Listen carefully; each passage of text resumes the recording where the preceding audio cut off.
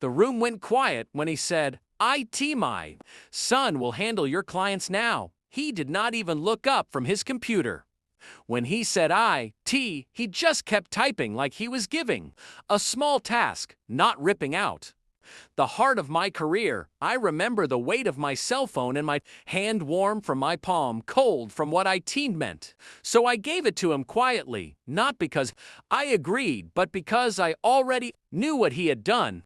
Back then, Mr. Smith used to call me his best asset. He said I was smarter than all his leaders combined. We built the company's biggest accounts together, late nights. Many phone calls, shared secrets. Over cheap drinks, he trusted me with everything, especially with Vanguard. Enterprises are $250 million contract, but trust, I learned, is something men like him throw away easily. His son Daniel came in last year with a new business degree, eager and with a fancy title. He called me ma'am at first, then hey. After he realized his father owned the company, his hair was too perfect for someone who had never worked past 6 o'clock. He watched me not to learn but to gauge my value. I could feel it like a knife, drawing the borders of my job. The betrayal did not come fast. IT slowly started first. They forgot to include me in a client email. Then Mr. Smith stopped inviting me to meetings. When I finally asked him about it, he smiled like I had asked a childish question. He is family. He said, "You cannot be blood," his voice suggested. That night, I opened my email drafts and found it a copy of the Vanguard legal contract signed between me personally and their CEO, not the company. Me, a detail Mr. Smith had never bothered to read. He just saw numbers. I saw power. So when he told me to hand over my phone, I did not fight. I simply copied everything: contacts, emails, meeting notes, leaving behind a perfect digital record that looked like I followed the rules. But I also left one thing missing: the personal legal contract. Without IT, Vanguard's entire account was built on trust. My trust planning was simple. I knew the client well. Martha Chambers, CEO of Vanguard. She was sharp, old-school, loyal. She believed in honesty more than money. And she had seen men like Mr.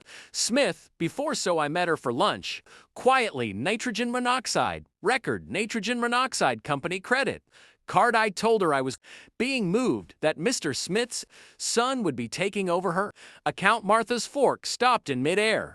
"He is not under the contract," she said simply. I only nodded. That was all I needed to do. Martha understood. Her lawyers would handle the rest. The next morning, Mr. Smith called an urgent meeting in our Seattle, Washington office. The entire board was there: fancy suits, fake smiles, and Daniel in the corner, trying to fit in on the screen. Vanguard's logo appeared. A voice came through the speaker. IT was Martha's voice, calm, cold. "Exact, Mr. Smith," she said. "Our agreement was with Ava personally." You could hear a pin drop by. "Reassigning her, you have broken the contract. Our deal is now void." I did not move, did not blink, just watched his face turn white. Watched Daniel look at him, confused. Watched every leader in the room realize how big this failure was. $250 million gone in one sentence. Mr. Smith's jaw tightened. "We can make a new deal," he stammered. Martha did not reply. The call ended. Silence, then confusion. He turned to me. "Finally, what did you do?" I smiled. Gently, I followed protocol. It was the truth. I had not broken a rule. I had simply respected an agreement, the one he never bothered to read. Within days, Vanguard said they would be working with me individually. They wanted the mind that built their trust, not the company that destroyed it. Mr. Smith's investors panicked.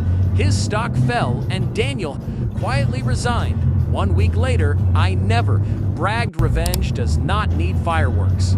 IT just needs quiet and perfect timing. I moved into a smaller office downtown, away from the noise. Every morning, I still make coffee at 6 a.m. the way I used to before those endless Meetings, old habits, new peace. Sometimes I think about the moment I handed over that phone, how easy IT was. To let it go, how calm I felt leaving, knowing the disaster that would follow. People think betrayal ruins. UIT does not. It clears your mind. I did not. Destroy him out of anger. I simply showed him the price of underestimating the woman who built his business, and when I finally deleted his number, IT was not. Revenge IT was closure.